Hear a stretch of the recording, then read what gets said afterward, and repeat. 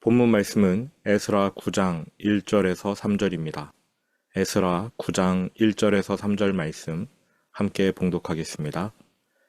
이 일 후에 방백들이 내게 나와 이르되 이스라엘 백성과 제사장들과 레위 사람들이 이 땅 백성들에게서 떠나지 아니하고 가나안 사람들과 헷 사람들과 브리스 사람들과 여부수 사람들과 암몬 사람들과 모압 사람들과 애굽 사람들과 아모리 사람들의 가증한 일을 행하여 그들의 딸을 맞이하여 아내와 며느리로 삼아 거룩한 자손이 그 지방 사람들과 서로 섞이게 하는데 방백들과 고관들이 이 죄에 더욱 으뜸이 되었다 하는지라. 내가 이 일을 듣고 속옷과 겉옷을 찢고 머리털과 수염을 뜯으며 기가 막혀 앉으니. 아멘.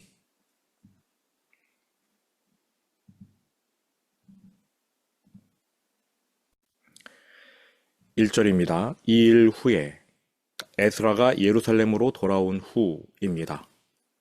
에스라가 예루살렘에 도착한 것이 5월 1일인데요. 10장 9절을 바탕으로 계산하니까 이 9장의 사건은 예루살렘으로 돌아온 지 4개월 후의 일입니다. 예루살렘으로 돌아온 지 4개월 되었을 때 방백들이 내게 나와 이르되 이스라엘 백성과 제사장들과 레위 사람들이 이 땅 백성들에게서 떠나지 아니하고 이 땅, 가나안 땅의 사람들로부터 스스로를 거룩히 구별하지 않았다. 이러한 보고를 에스라가 듣게 됩니다. 에스라는 백성들의 그러한 행태를 보면서 기겁합니다. 가나안 사람들과 헷 사람들과 브리스 사람들과 여부수 사람들과 암몬 사람들과 모압 사람들과 애굽 사람들과 아모리 사람들의 가증한 일을 행하여. 에스라가 바벨론에서 백성을 이끌어 예루살렘으로 돌아왔는데요. 이것은 과거 출애굽 사건에 비견할 만합니다. 그래서 이것을 제2의 출애굽이라고도 하는데 맨 처음 출애굽이 언급된 출애굽기 3장 8절을 보면요. 하나님이 내가 너희에게 가나안 땅을 주겠노라 이렇게 간단하게 말씀하시면 될 것을 꽤 복잡하게 말씀하시는 거를 알 수 있습니다. 그래서 제가 출애굽기 3장 8절을 화면에 띄워 드릴 테니까 오늘 우리 9장 1절과 한번 비교해 보시기 바랍니다.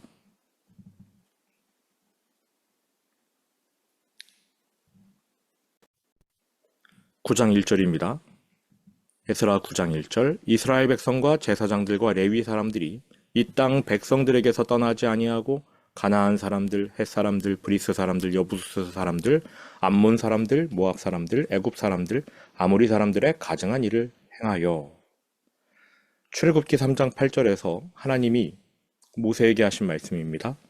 내가 내려가서 그들을 애굽인의 손에서 건져내고 그들을 그 땅에서 인도하여 아름답고 광대한 땅, 젖과 꿀이 흐르는 땅, 곧 가나안 족속, 헷 족속, 아모리 족속, 브리스 족속, 히위 족속, 여부수 족속의 지방에 데려가려 하노라. 하나님께서 그냥 내가 너희를 가나안 땅에 데려가려 하노라 이렇게 말씀하시면 될 것을 가나안 족속, 헷 족속, 아모리 족속, 브리스 족속, 히위 족속, 여부수 족속 그들의 땅에 데려가려 하노라 이렇게 복잡하게 말씀하셨어요. 그런데 오늘 에스라 9장 1절도 가나안, 헷, 브리스, 여부스, 암몬, 모압, 아모리 이렇게 복잡하게 이야기하고 있습니다. 하나님께서 이제 가나안 땅에 이스라엘 백성을 보내주겠다고 하셨는데 여러 민족이 차지하고 있는 땅으로 데려가시겠다. 무슨 뜻입니까? 첫 번째로 가나안 땅이 무주공산이 아니라는 것입니다. 그 땅에 최소 6부족, 7부족이 미리 터를 잡고 주인으로 살고 있다는 것이지요. 그러니까 하나님이 이스라엘을 그러한 땅으로 데려가신다고 말씀한 겁니다. 두 번째, 가나안 땅은 점심 먹고 커피 한 잔 들고 공원 산책하다가 여기 돈이 떨어져 있네. 돈을 줍듯 선물 받는 땅이 아니라 전쟁을 치러야 하고 원주민을 쫓아내고 점령해야 하는 곳이라는 뜻입니다. 그런데 멀쩡히 주인 행세하며 잘 살아가는 그 원주민들을 무슨 이유로, 무엇 때문에 쫓아내야 합니까? 당시 이스라엘은 하나님을 대행하는 이 땅의 심판자였습니다. 그들의 죄악을 처벌해야 했던 것이지요.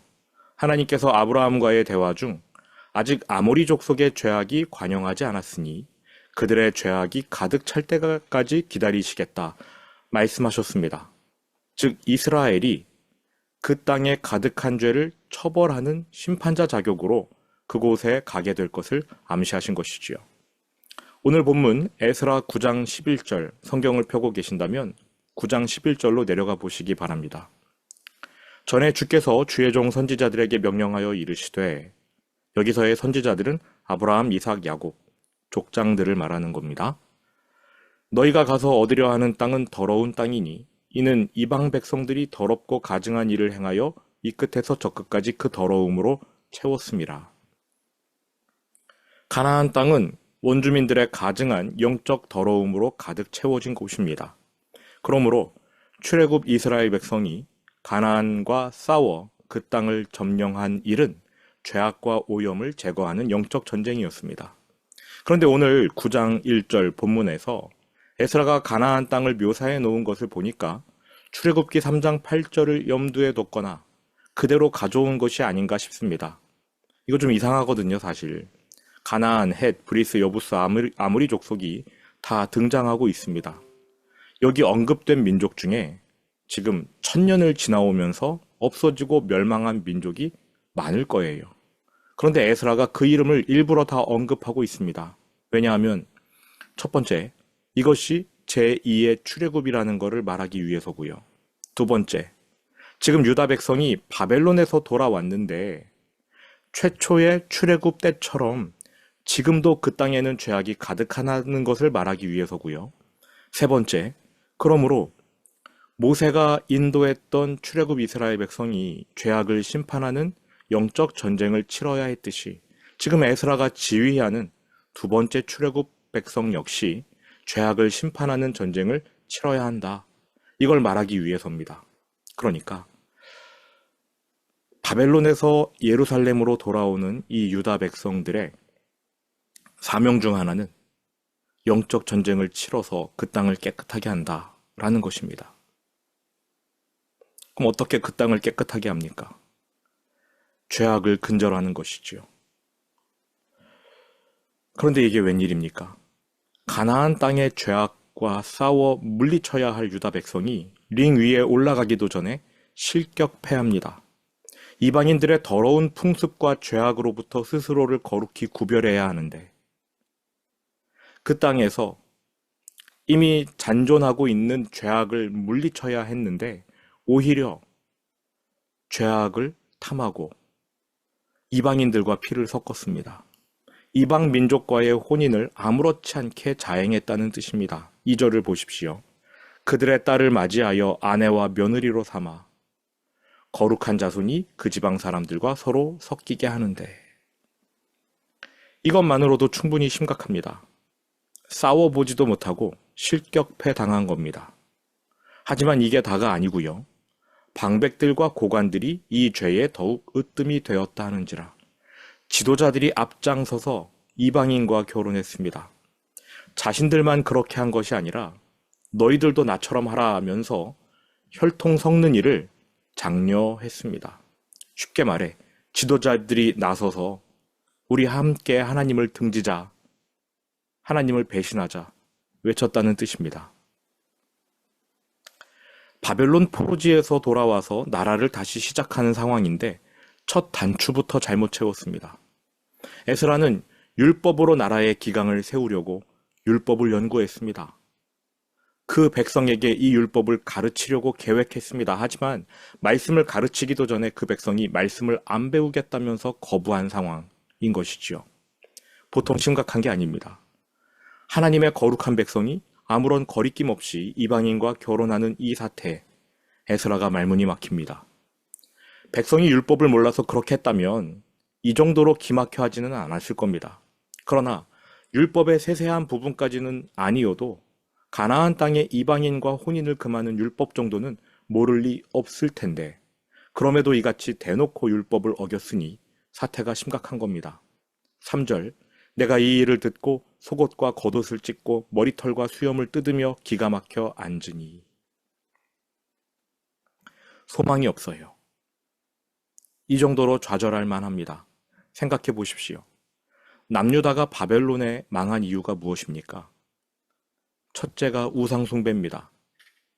둘째가 그 우상숭배의 발단이 되었던 이방인과의 통혼이었습니다. 우상숭배가 너무나 강력하여 하나님의 백성이 이방신에게 자신의 살아있는 아기를 불태워 바치기까지 했습니다.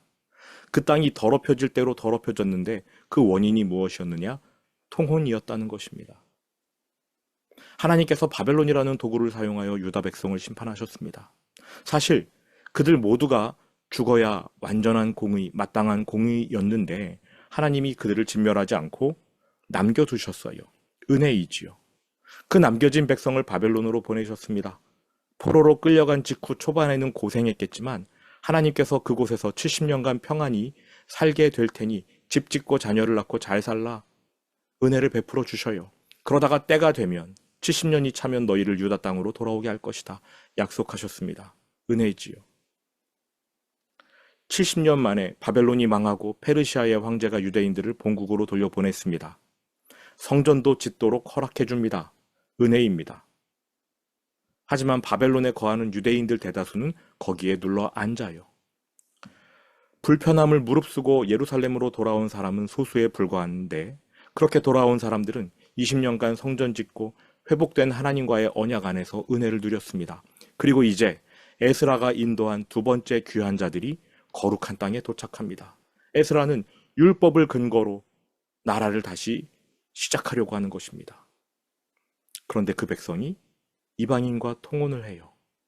나라가 망했던 이유, 그 원인이 되는 죄를 다시 범한 것입니다. 죄가 이처럼 끈질겨요. 이제 말씀을 마무리하겠습니다.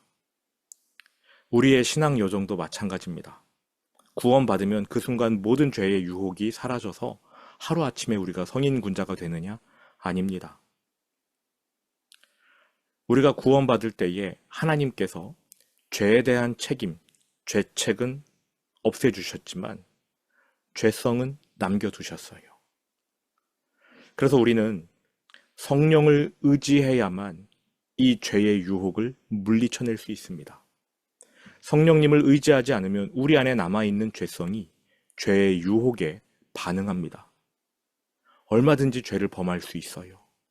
양심의 가책도 안 느낄 만큼 마음껏 죄를 범하는 게 우리의 상태입니다.